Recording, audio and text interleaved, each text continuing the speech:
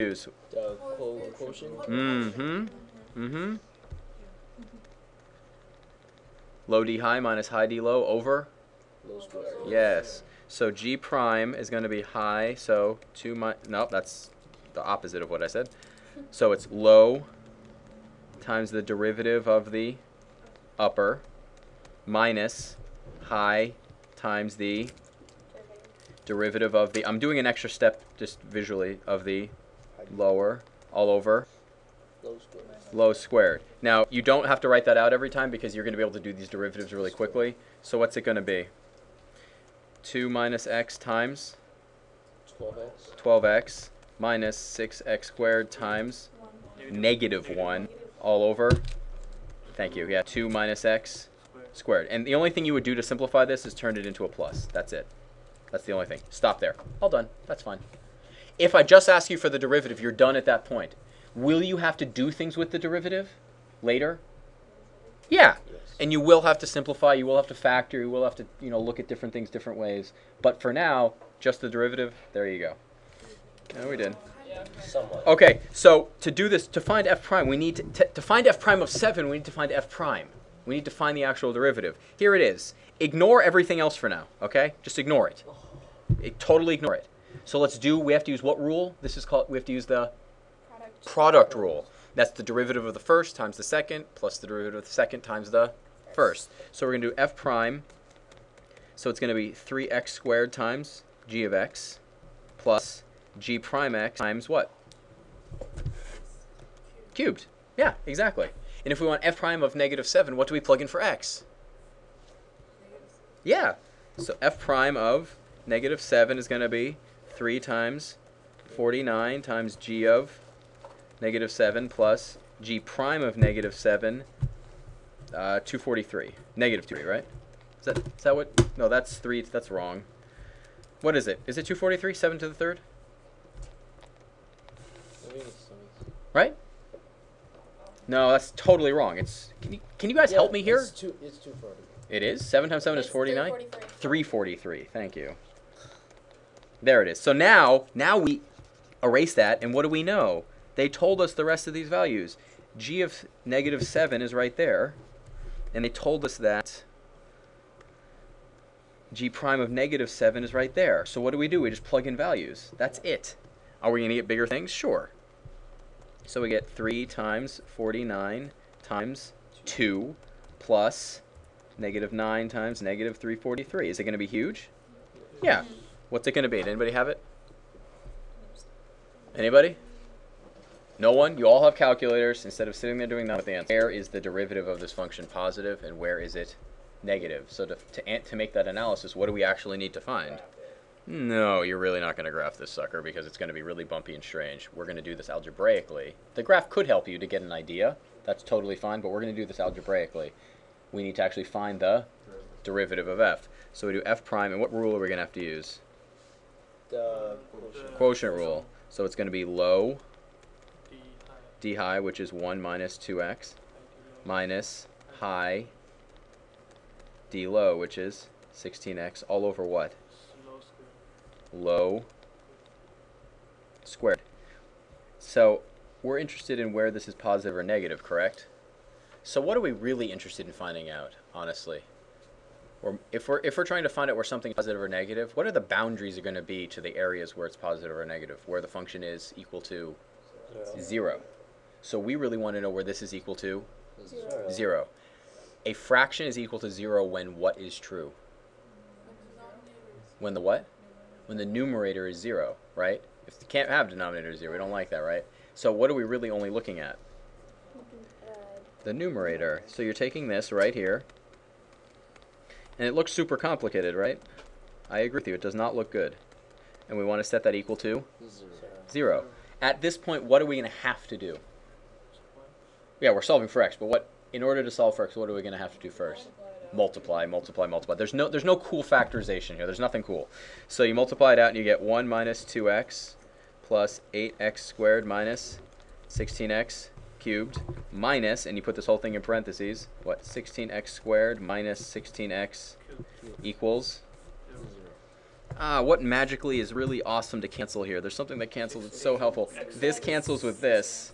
That's awesome, right? Did you really want to have to work with a cubic? No. Say no. You didn't. So what are you left with? 1 minus 2x Minus 8. plus 8x squared minus 16x squared is equal to 0. 0. So you end up with 1 minus 2x minus 8x squared is equal to 0. You can you can factor this. Let's move it to the other side. I like positive more. So it's going to be 8x squared plus 2x minus 1 is equal to 0. And you hope that this is what? You hope it's nicely factorable. Is this nicely factorable?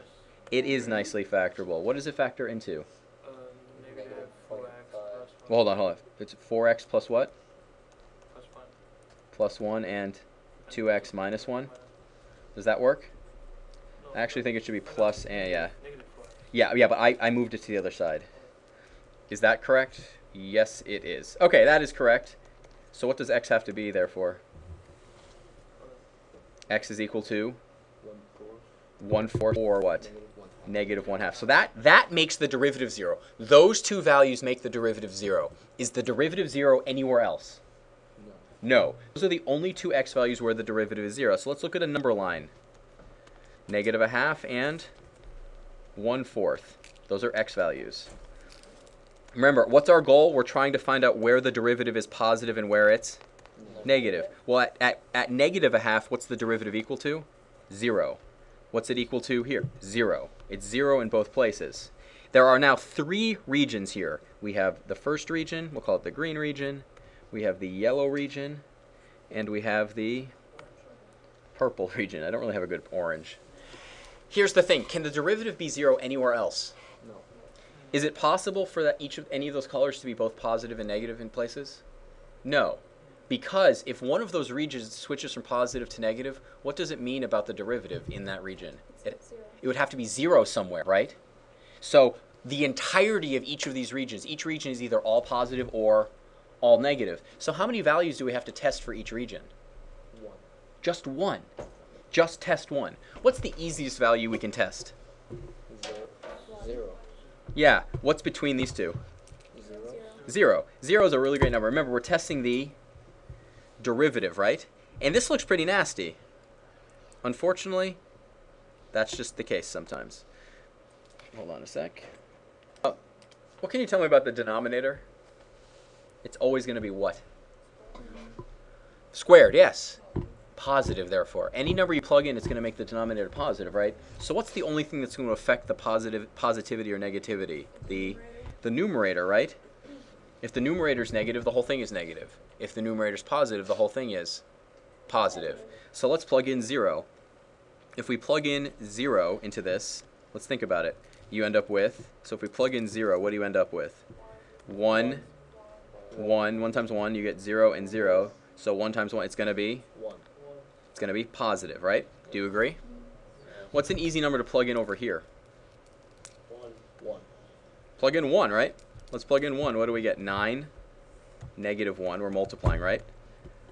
Minus, what do we get here if we plug in 1? 0 and 16. So what's that going to be? Negative 9. So it's negative. We only care if it's positive or negative. And then what should we plug in over to the left? Negative 1. Negative 1. You have to be very careful here. It's going to be 9. And what's this next number going to be? 3 minus, this is, be careful, what's this going to be? 0. No. Negative 1 minus 1 is? -2. Negative 2.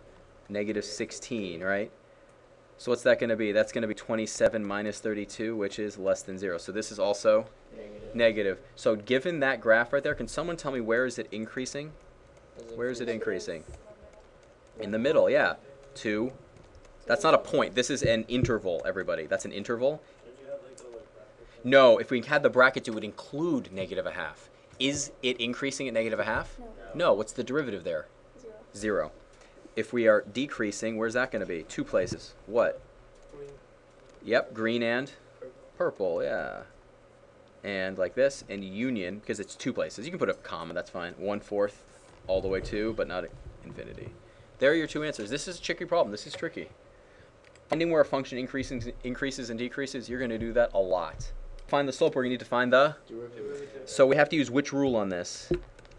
Um, Product. The derivative of the first. So what's the derivative of the first going to be? 12 times 1/2 x to the what power? We're doing the derivative of the first. Negative a half. Because what's 1/2 minus 1? Negative half. So that's the derivative of the first times... Why didn't I put a 1 right there? This one is 0.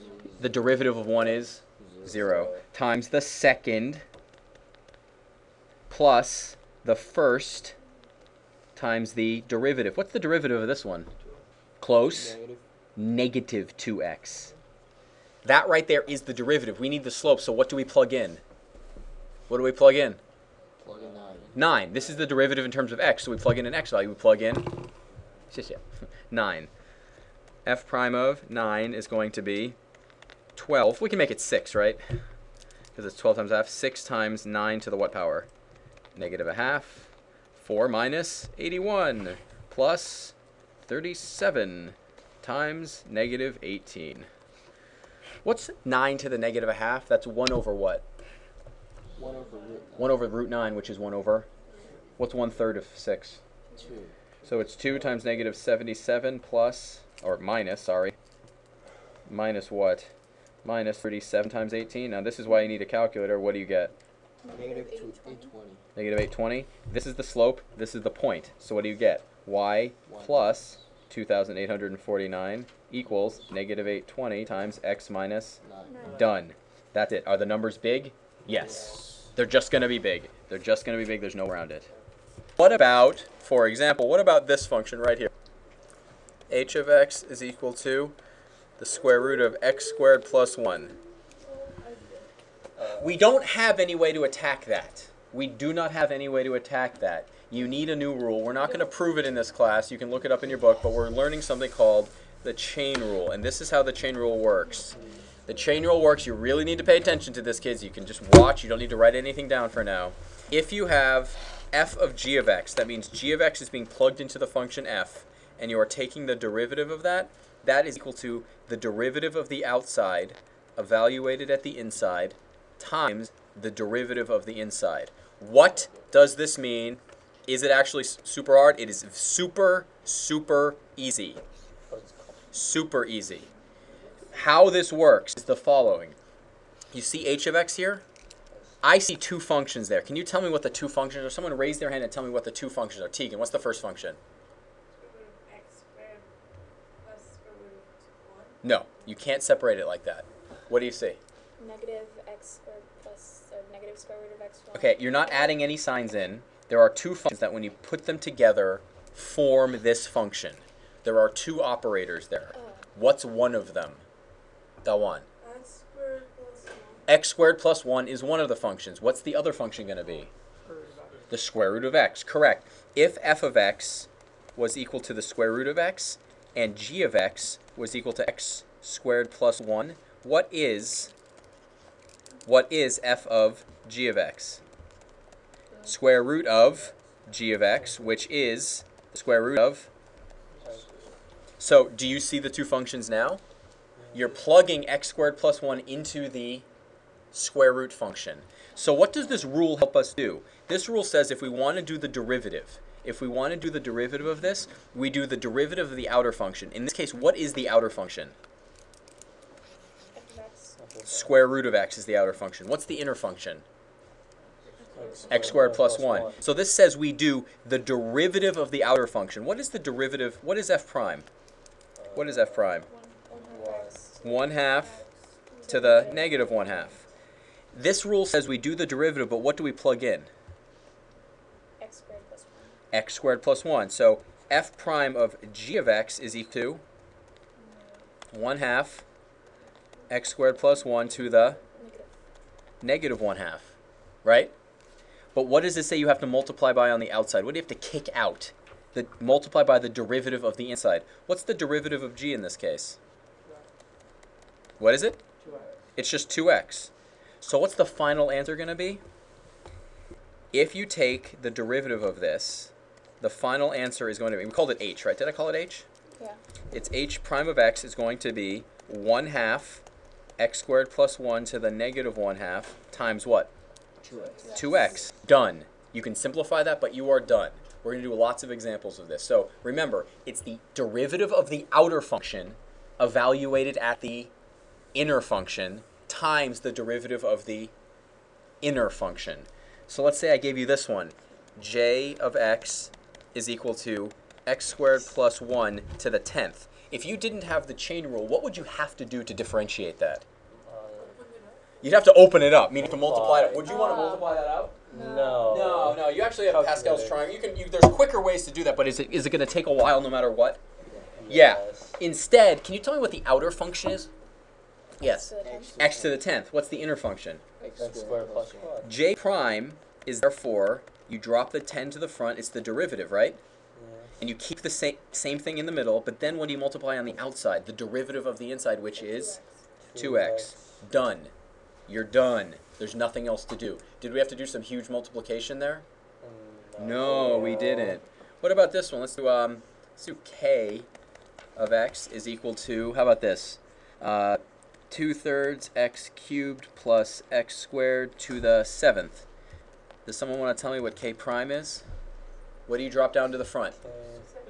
7. What goes in the middle? Same thing. The same thing. And then what do you multiply by, Andrew? What do you multiply by? The derivative, which is what? 2x. Andrew? 2x. 2x to the Second power. Plus 2. Yeah. Done. That's it. That's it. Here's the thing. We have power, product, chain, and quotient. Can you combine them all and are you going to use them all at the same time sometimes? Yes. They're not independent things. If you're using the product rule, you're also probably using the power rule. If you're using the quotient rule, you're probably going to use you could use the product rule. The point is they're all going to overlap. They're all going to overlap. For example, let's say I gave you this one. Let's call it capital J of x. Let's say I gave you this and it was x squared plus 1 to the 5th over the square root of x plus 3. Let's say I gave you that right there. What's the overall rule you have to use? Quotient rule. But inside the quotient rule, what are you going to have to use? The chain rule. If we did this one out, j prime of x, it's going to be low, right? There's low, times the derivative of the top. Can someone tell me what the derivative of the top is? 5. Tegan? 5x squared plus 1. To the times what? Do the derivative of the inside. Oh, 2x. Yes. So that's the low d high minus what? High yield. Minus high d low. So it's going to be high d low, which is 1/2 x plus 3 to the... -1. Yeah, and what's the derivative of x plus 3? 1. Just 1. You don't have to put it there, but it's 1. All over what? Low squared. X plus 3 squared. There it is. Can you simplify that a little bit? Sure, but is that the derivative? Yes. We just combine the quotient and the And the chain rule. You still- Yes, one sec. Okay, so if we want to take the derivative of this, what do we have to use? Yeah, low d high minus high d low all over what? All over cosine squared x. Great. What's the derivative of sine? Cosine. So it's cosine x minus sine x. What's the derivative of cosine? Negative sine. All over? Yes, it is. There's lots of stuff here. What's the top become? It becomes cosine squared x plus Cosine squared x. all over cosine squared x. What's sine squared plus cosine squared?